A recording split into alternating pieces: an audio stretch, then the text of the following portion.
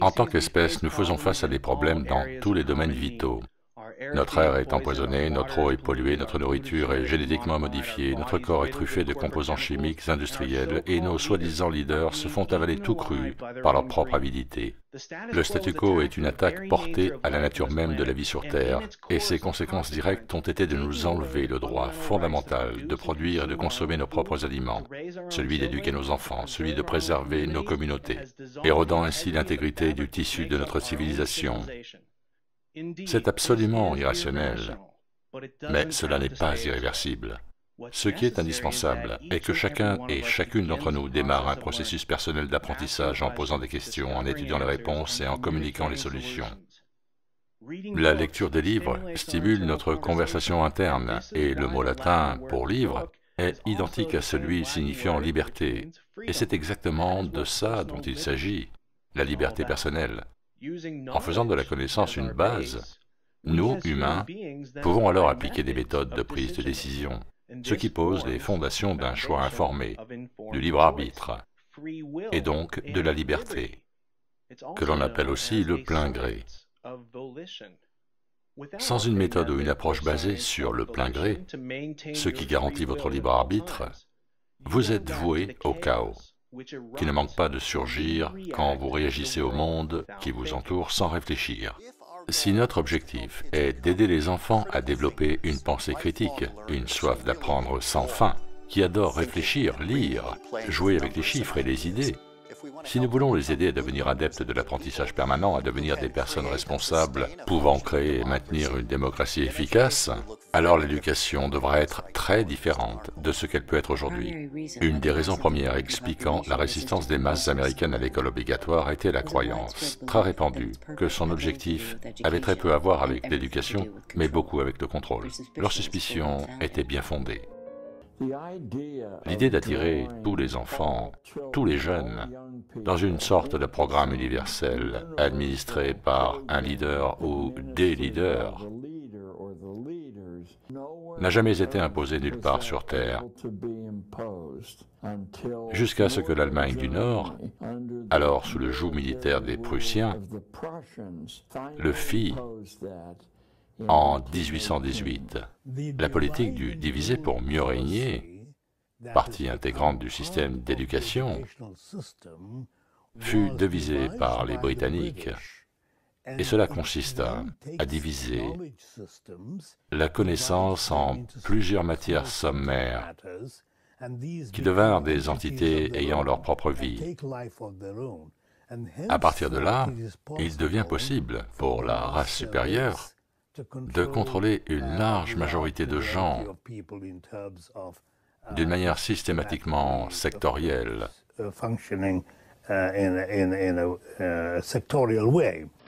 Tout cela a été pensé. Ce n'est pas une évolution naturelle, mais beaucoup de gens rationnels disent qu'ils tireront les leçons du passé et que la génération future fera de même.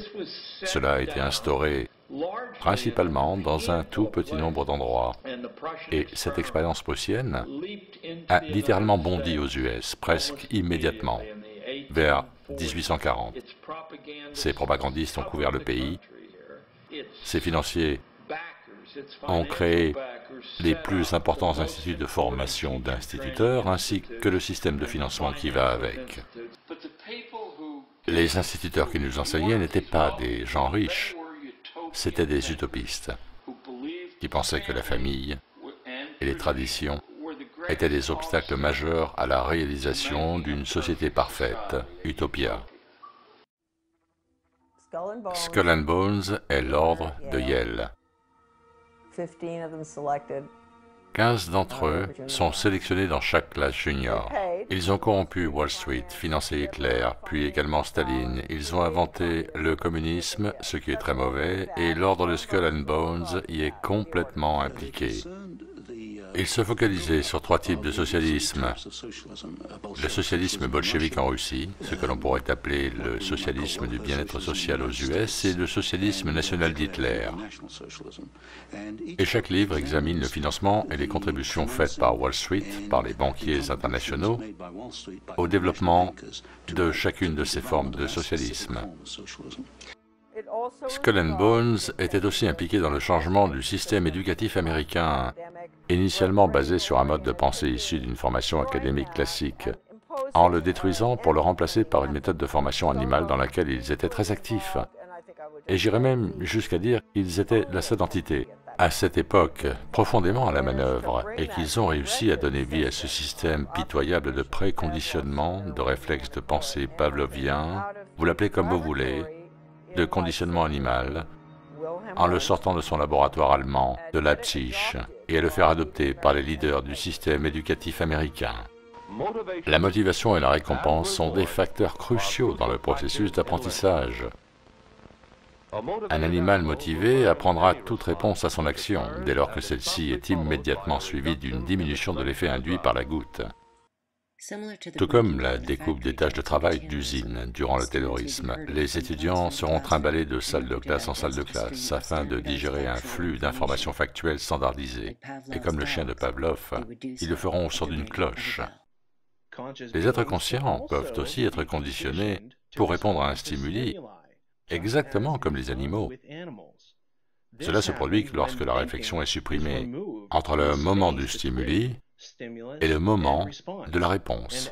Et ainsi, la volonté, le libre arbitre du choix est anéanti.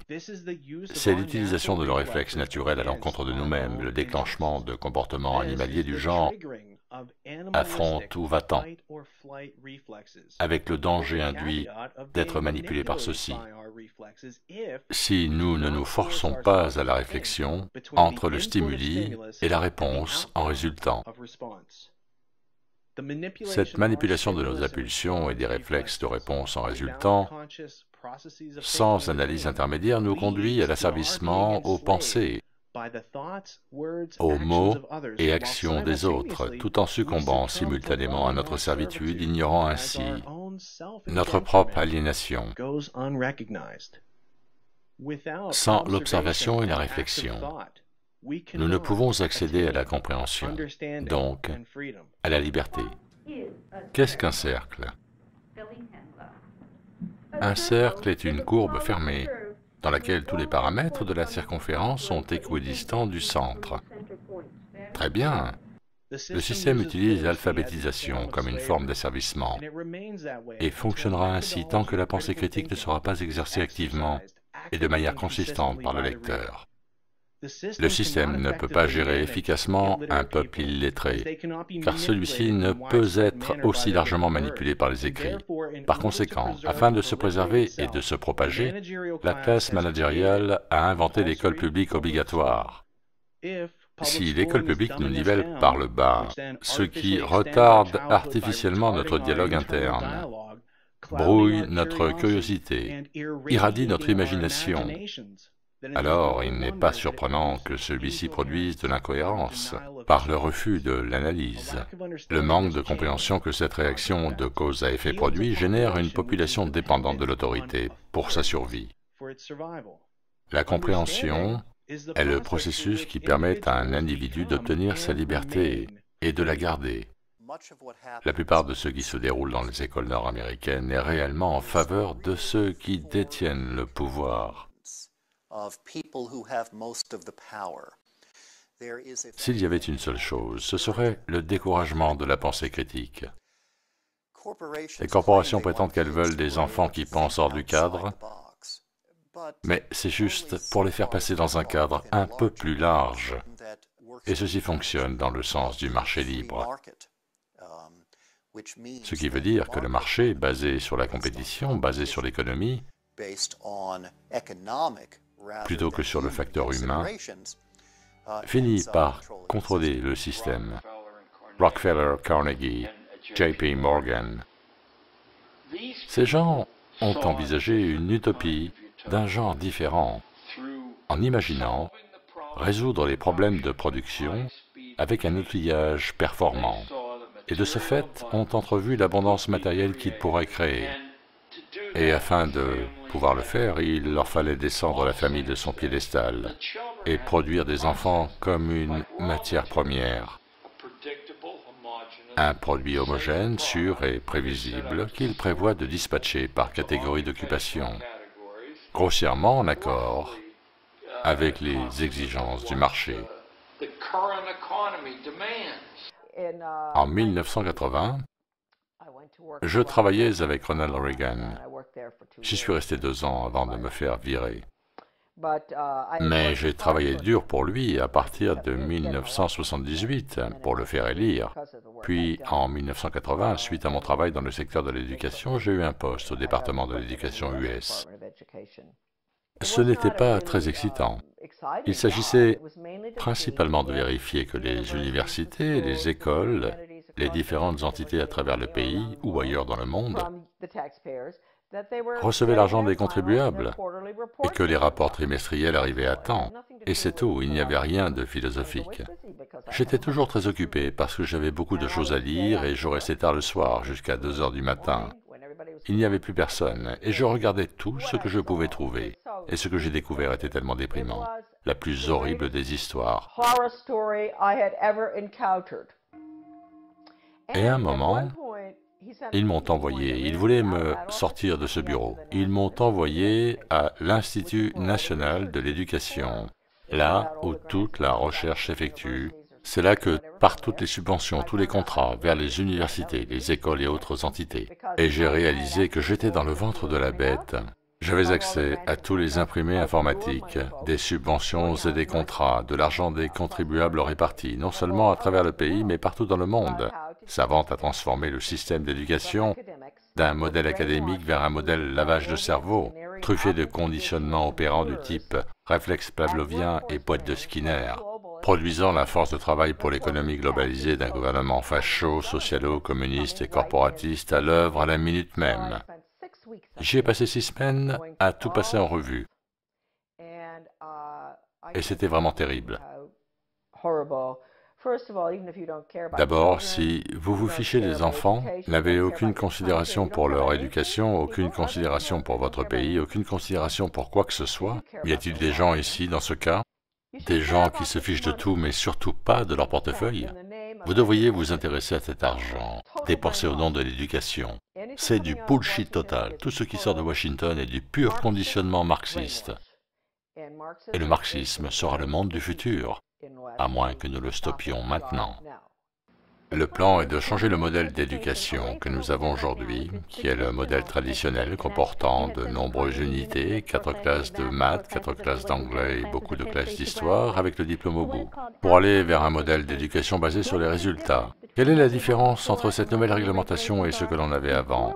Avant, avec la loi sur la qualité de l'environnement, l'État avait le contrôle jusqu'au niveau des districts et pouvait donc agir sur la planification du programme d'études, avec pour objectif de cibler des sous-groupes d'enfants, mais certains enfants ne rentraient pas dans la grille. L'éducation basée sur les résultats ne dit pas que c'est l'école qui va vous apprendre, elle dit que c'est l'élève qui doit faire la démonstration de son apprentissage. Et grâce à l'ordinateur, le niveau de contrôle atteint l'enfant de manière individuelle. Votre enfant se conformera ou il n'avancera pas. Les enfants doivent rentrer dans la grille. Donc, d'où cela vient-il? Quelle est la force motrice? Eh bien, ce n'est pas l'éducation. Nous avons découvert que ce sont les très grosses industries qui sont aux commandes. Quand on lit cette analyse, on y découvre tout le nécessaire pour le bon travailleur de demain. C'est un manuel d'éducation sur les attentes du business. Ce qu'il veut obtenir du bon travailleur de demain. Quelle meilleure manière de modifier les comportements, de s'en prendre aux attitudes, puis de l'adosser à l'enfant. Vous connaissez tous l'histoire du canot de sauvetage, n'est-ce pas? Il y a 10 personnes dans un canot de sauvetage qui ne peut en contenir que 9. Qui va-t-on jeter par-dessus bord? Et si je vous raconte cette histoire, eh bien, vous allez tous vous mettre à penser, vous allez tous vous poser la question de savoir qui vous allez jeter par-dessus bord. Quand j'ai entendu cette histoire, j'étais étudiante et j'ai répondu au prof, on ne mettra personne par-dessus bord, on attachera une corde à l'arrière du canot de survie et chaque personne ira dans l'eau pendant 1 heure et avec 9 personnes dans le bateau, cela ne représente qu'un total de 3 heures dans l'eau, par tranche d'1 heure sur 24 heures. Il répondit qu'il y avait des requins dans l'eau et je répondis qu'il y en avait aussi dans le bateau et ce fut la fin de la conversation, mais j'étais conforme car il avait contrôlé le contexte de l'histoire. J'ai entendu des centaines de suggestions. Si je vous avais dit, tous doivent être sauvés dans le canot. Mais ce n'est pas ce que j'ai dit. J'ai dit qu'il fallait en jeter un par-dessus bord, donc votre esprit s'est immédiatement focalisé là-dessus. Si je contrôle l'univers des choix, je peux façonner le comportement individuel. Amener l'enfant à penser que ses décisions sont les siennes alors qu'elles ne le sont pas. Et ceci parce que je lui ai donné quelques directives très concrètes dans le cadre desquelles il a dû faire son choix. Et c'est une méthode tout à fait valide pour changer le comportement. Donc cette loi pour la qualité de l'environnement était à la base de la planification du programme d'études pour tous les districts d'un État. Et il y avait un test obligatoire que chaque district devait passer sur lequel leur plan à long terme était basé, car les subventions en dépendaient. Et qu'est-ce que cette loi testait? Cette loi testait le locus de contrôle, savoir si vous êtes quelqu'un de motivé par des facteurs internes ou plutôt quelqu'un de motivé par des facteurs externes. Si vous pouvez résister à un groupe ou si vous suivez le mouvement. Et il l'évaluait. Il y avait une bonne réponse à cette question d'attitude qui était de suivre le mouvement.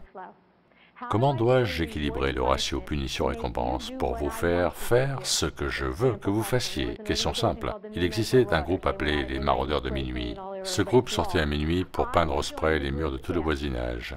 Je me joindrai au groupe si 1. Ma meilleure amie en fait partie. L'enfant peut répondre oui, non ou peut-être. La bonne réponse est oui.